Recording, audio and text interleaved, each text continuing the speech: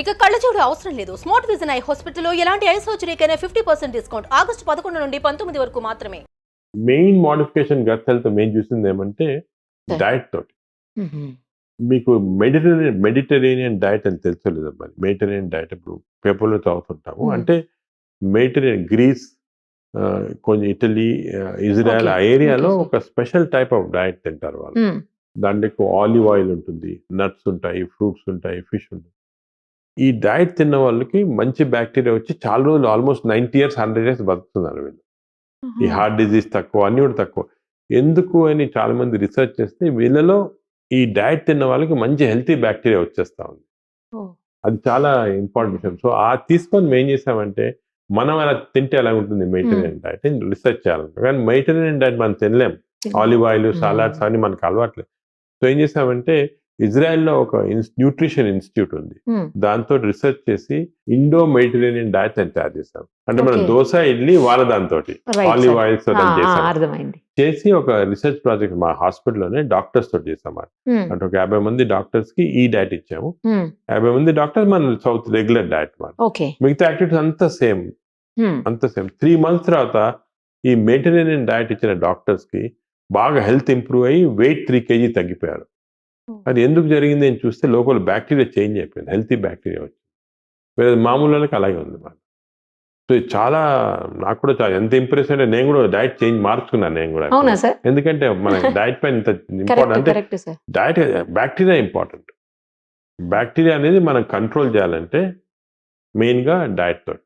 ఇంకోటి ఈ బ్యాక్టీరియా ఎలాగ వస్తాయంటే మనకి పుట్టుకతో అంటే మామూలుగా మదర్స్కి వజనల్ డెలివరీ చేసి 6 months దాకా బ్రెస్ట్ ఫీడింగ్ చేసి యాంటీబయాటిక్స్ ఈకపోతే 6 months దాకా చైల్డ్కి హెల్తీ బ్యాక్టీరియా ఉంటాయి. ఆ లైఫ్ అంతా కంటిన్యూ అవుతుంది.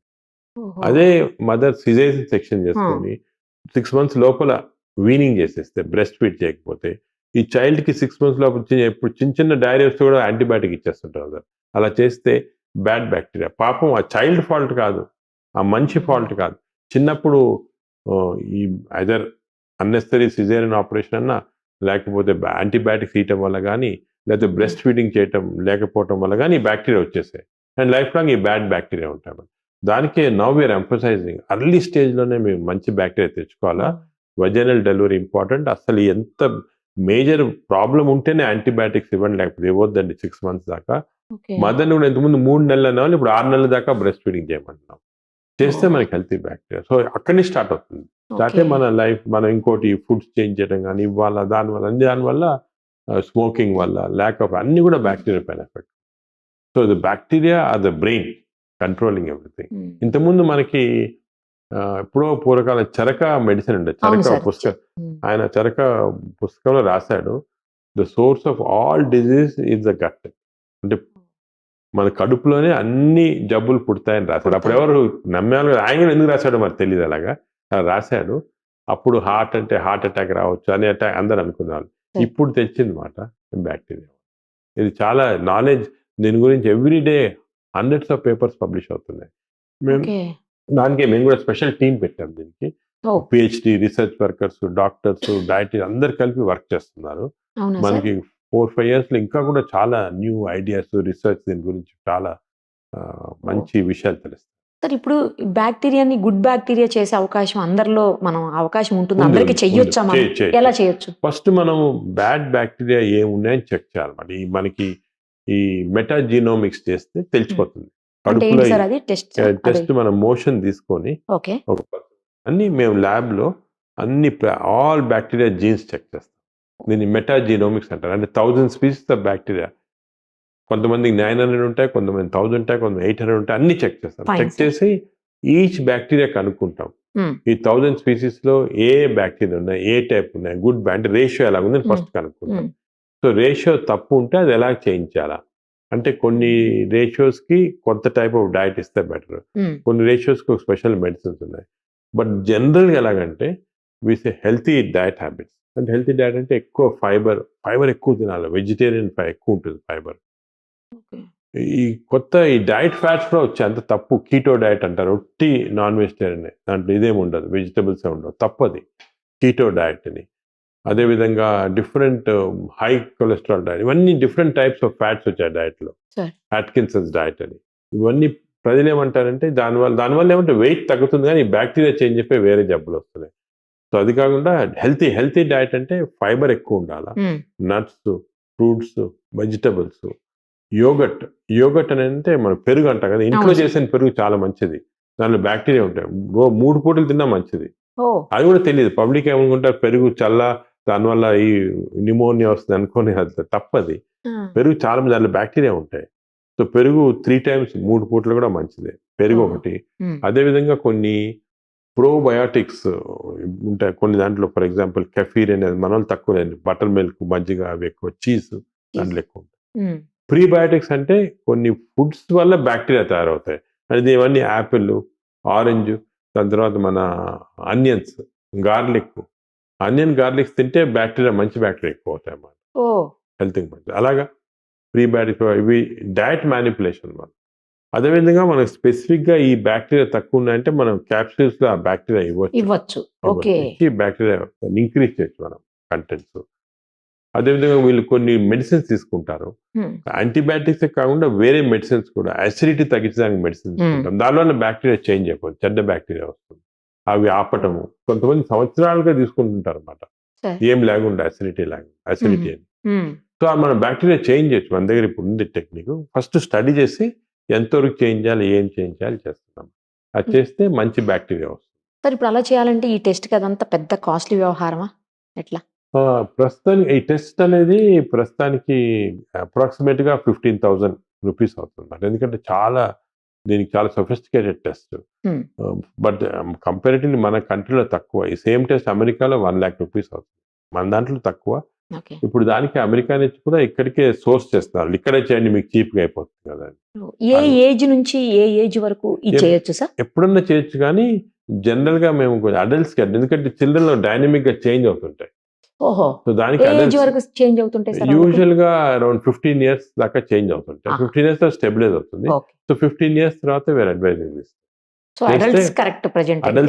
అడల్ట్స్ కి దీన్ని గట్ మైక్రోబయామ్ మెటాజినోమిక్స్ అంటారు. Up to A age sir? Up to 70 years దాకా పర్వాలేదు. ఓకే. చేసి దీన్ని ఏం చేంజ్ వచ్చే చూసి మాడిఫికేషన్ చేస్తారు. దాన్ని మళ్ళీ చేంజ్ చేసి మంచి చూసాం చాలా మందికి హెల్త్ ఇంప్రూవ్ అయిపోతుంది, వెయిట్ తగ్గిపోతారు, డయాబెటీస్ కంట్రోల్ వచ్చేస్తుంది. అదే విధంగా వాళ్ళకి జనరల్ హెల్త్ బాగా షార్ప్నెస్ ఇంక్రీజ్ అవుతుంది, డల్నెస్ పోతుంది, బాగా యాక్టివ్ అయిపోతారు. అది చేస్తారు. ఇదే ఈ బ్యాక్టీరియల్ ట్రీట్మెంట్ కొన్ని సీరియస్ డిజీజ్ కూడా ఇస్తున్నాము. ఫర్ ఎగ్జాంపుల్ అల్సరేటివ్ కోలైటిస్ అంటే ఇన్ఫ్లమేటరీ బౌల్ డిజీజ్. ఈ సివియర్ ఆల్కహాల్ తాగి లివర్ చెడిపోతే ఈ బ్యాక్టీరియా ట్రీట్మెంట్ రివర్స్ చేయొచ్చు, అది కూడా చేస్తున్నాం. అదే విధంగా కొన్నిసార్లు డిప్రెషన్, ఆటిజము వీళ్ళకి కూడా హెల్ప్ఫుల్ ఉంది. ఇన్ఫాక్ట్ మన హైదరాబాద్ లోనే ఒక హాస్పిటల్, చిల్డ్రన్ హాస్పిటల్ బయట పెరిఫెరల్ ఉంది, అది పెద్ద ఫేమస్ కాదు.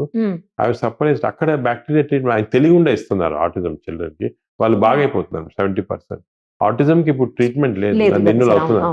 వాళ్ళకు కూడా ఎందుకని తెలియదు, కానీ they found by trial and error. So ఇటువంటివి మనకి చాలా డిజీజెస్ కి స్లోగా bacteria is going to become important treatment. దానికి గట్ హెల్త్ అనేది వెస్టర్న్ వరల్డ్ లో ఒక గత 10 సంవత్సరాలుగా ఇంపార్టెన్స్, మన దగ్గర ఒక 5 సంవత్సరాలుగా ఇంపార్టెన్స్ వచ్చేసింది. ఓకే సార్, నేను మీదే ఒక ఆర్టికల్ చూసాను సార్, ఏంటంటే స్టూల్ బ్యాంక్స్ రాబోతున్నాయి త్వరలో. ఆ స్టూల్ ని అంటే మంచి బాగా ఉన్న స్టూల్ ని తీసుకొని బాగాలేనటువంటి ఈ యువతల వాళ్ళ ఇంటెస్టైన్స్, అంటే ఎవరికి ప్రాబ్లం ఉంది వాళ్ళ ఇంటెస్టైన్స్ మొత్తం క్లీన్ చేసేసి ఈ స్టూల్ ని అది ఏంటి సార్ అసలు దాని గురించి? దీన్ని FMT అంటారు, ఫీకల్ మైక్రోబయల్ ట్రాన్స్ప్లాంటేషన్. అంటే ఈ మన స్టూల్స్ లో ఈ బ్యాక్టీరియా చాలా ఉంటాయి అన్నమాట.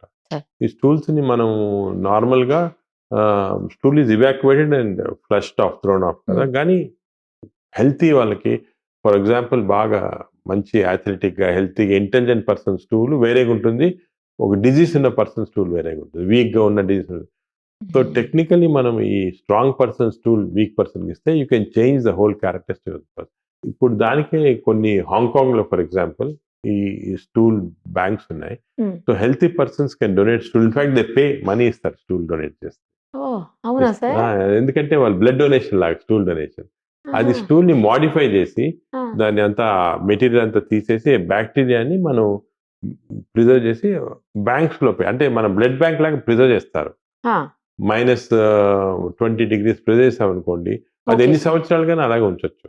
సడన్ గా ఎవరికైనా కావాలా, ఎవరిని వచ్చి నాకు ఈ టైప్ ఆఫ్ స్టూల్ కావాలా సార్ అంటే ఇమీడియట్ గా మన స్టూల్ బ్యాంక్ లో తీసి ఇస్తారు వాళ్ళు. They will give it through enemas to the person and he will get Mhm. Improvement. అలాగే కొత్త కాన్సెప్ట్ వచ్చింది స్టూల్ బ్యాంక్స్ లో. సార్ అండ్ అది కూడా బ్లడ్ బ్యాంక్ లాగా ఇదంతా కూడా there is some commerce involved in. Stool ఇచ్చిన వాళ్ళు దే పే సంథింగ్, వాళ్ళు స్టూల్ బ్లడ్ ఇచ్చినట్టు ఉంటాయి. So all this is now becoming a second type of act. అంటే బ్లడ్ బ్యాంక్ లాగా స్టూల్ బ్యాంక్స్ కూడా ఫ్యూచర్ లో ఒక కాన్సెప్ట్ వచ్చేస్తుంది. ఇంకోటి కూడా విన్నాను సార్ నేను ఈ మధ్యలో ఏంటంటే గట్ హెల్త్ని అంటే మంచిగా హెల్తీగా పెట్టడం కోసం సంథింగ్ ఏదో ఒక ట్యూబ్స్ తోటి లోపలికి ఫ్లెష్ లాగా పంపించి దాన్ని క్లీన్ చేస్తారు మొత్తం అది ఇంటెస్టైన్స్ తప్పు. అన్న అది తప్పది. అది తప్పా సార్? అది తప్పు. అది ఎనిమా థెరపీ అంటారు. వాటర్ ఎనిమా థెరపీ అంటారు. ఆ, అది నార్మల్ గా ఆయుర్వేదాలో, యోగా సెంటర్స్ లో, లేకపోతే కొన్ని హెల్త్ రిసార్ట్స్ ఉన్నాయి దాంట్లోనే చేస్తున్నారు అనమాట.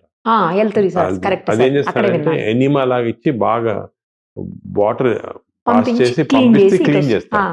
మనకి టెంపరీగా ఏదో కొంచెం బాగా ఫ్రీగా ఉంటుంది అన్నమాట. అది తప్పు. ఎందుకంటే సరే. 2-3 కారణాలు ఉన్నాయి. సార్ దీనివల్ల స్టూల్స్ మన బ్యాక్టీరియా చేంజ్ కాదు. ఇంటి కోలలో ఉన్న బ్యాక్టీరియా వచ్చేస్తుంది, అంతేగాని బ్యాక్టీరియా చేంజ్ ఒకటి. రెండోది ఈ వాటర్ హైడ్రోథెరపీ వల్ల వాళ్ళు ఈ వాటర్ ఈజ్ హైపోటానిక్. అంటే మన బ్లడ్ లో ఉన్న tonicity, water tonicity difference. Okay ఈ వాటర్ ఎక్కువ ఎక్కించాను అనుకోండి, బ్లడ్ లో అబ్జర్వ్ అయితే బ్లడ్ డైల్యూట్ అయిపోతుంది, టానిసిటీ తగ్గిపోయి కొంతమంది కొంచెం స్ట్రోక్స్ వచ్చి బాగా ఇది కూడా అయిపోయారు, డ్రౌజీ అంతా అయిపోయి అవుతారు. అదొకటి. అంటే సోడియం, క్లోరైడ్ అన్ని తగ్గిపోతాయి. సార్ థర్డ్ ప్రాబ్లం ఇన్ఫెక్షన్స్ వస్తుంది అన్నమాట. ఇది ఇచ్చే దాంట్లో ఒకరి నుంచి ఒకరికి ఇన్ఫెక్షన్స్ వచ్చి, సో స్ట్రాంగ్ గా we are saying not to take that. అవునా సార్ నేను అసలు రీసెంట్ గా లాస్ట్ వీక్ ఒక పేషెంట్ అక్కడ ఆయుర్వేద సెంటర్కి వెళ్ళి చేయించుకొని వచ్చారు. ఆ కెథెటర్ ఇచ్చే కెథెటర్ ఇంటెస్టైన్ పోక్ చేసి బ్లీడింగ్ వచ్చి అంత పర్ఫరేషన్, అది చాలా ప్రాబ్లం అయింది. సో దానికి ఈ థెరపీ అనేది ఇట్ ఎస్టాబ్లిష్డ్ కాదు. అది ఎప్పుడో నుంచి అలాగ ఉత్సాహం తీసుకుంటాను కానీ కరెక్ట్ కాదు. అది అప్రూవ్డ్ కాదా సార్? అప్పుడు కాదు అసలు. It doesn't fit in to this category of gut health. Totally wrong.